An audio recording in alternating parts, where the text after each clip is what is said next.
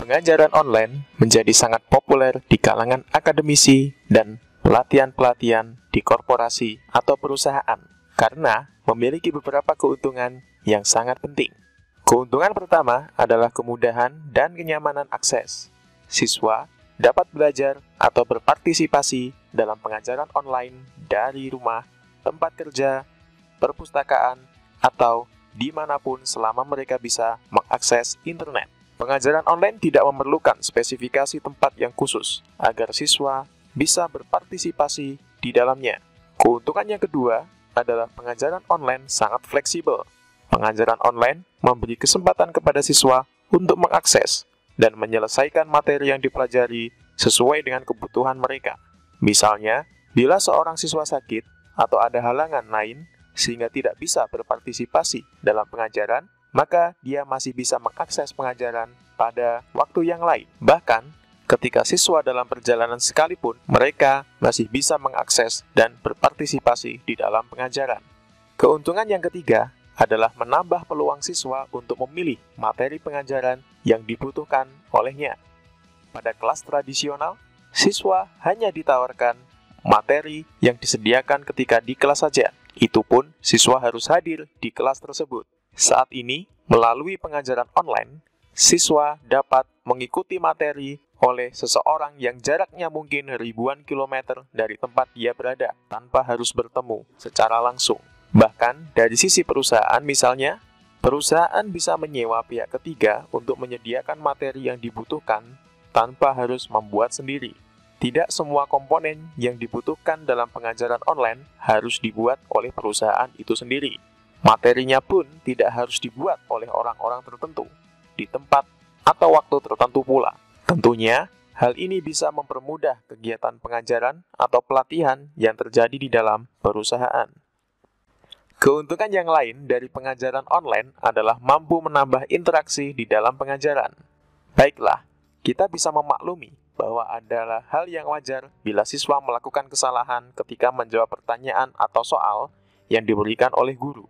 Mungkin saja di kelas tradisional ada siswa yang malu-malu dan takut salah untuk bertanya atau berpartisipasi secara aktif karena berhadapan langsung dengan teman atau guru.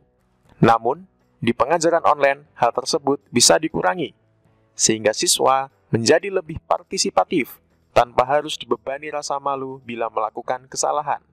Siswa menjadi lebih bersemangat untuk bertanya, menyuarakan opini, berkontribusi dalam kerja kelompok. Hal ini sangat menguntungkan terutama bagi siswa-siswa Anda yang memiliki sifat introvert atau siswa-siswa Anda yang membutuhkan waktu lebih banyak untuk berpikir sebelum memberi respon terhadap pertanyaan yang Anda ajukan. Pengajaran online juga bisa mengajarkan siswa beberapa kemampuan teknis tambahan yang mungkin tidak bisa didapatkan di kelas tradisional. Misalnya, kemampuan untuk mengunduh file elektronik, mengakses sumber belajar berbasis website, memperbaiki hal-hal teknis sederhana terkait penggunaan komputer, jaringan komputer, dan lebih banyak lagi. Hal tersebut bisa membuat siswa Anda menjadi lebih dekat, terampil, percaya diri, dan nyaman dalam menggunakan perangkat-perangkat teknologi informasi. Terakhir, pengajaran online lebih dapat mempermurah biaya-biaya pengajaran daripada pengajaran tradisional. Secara fisik, kita tidak membutuhkan fasilitas, listrik, kertas, bangku, dan sarana atau prasarana lain dalam jumlah yang besar. Meskipun memiliki banyak keuntungan, pengajaran online juga memiliki beberapa kekurangan. Di dalam pengajaran online, menyebabkan kurangnya intensitas bertemu dan berkomunikasi secara tatap muka. Padahal, keterampilan berkomunikasi adalah salah satu keterampilan yang penting digunakan untuk pengembangan diri seseorang. Kemudian, pengajaran online, baik dari sisi guru dan siswa, membutuhkan disiplin diri dan arahan secara mandiri yang tinggi. Selain itu, pengajaran online dari sisi guru nampak lebih berat daripada kelas tradisional. Hal ini adalah kasus khusus, di mana guru memang harus menyiapkan materi atau sumber belajar secara lengkap terlebih dahulu dengan memanfaatkan berbagai perangkat teknologi informasi.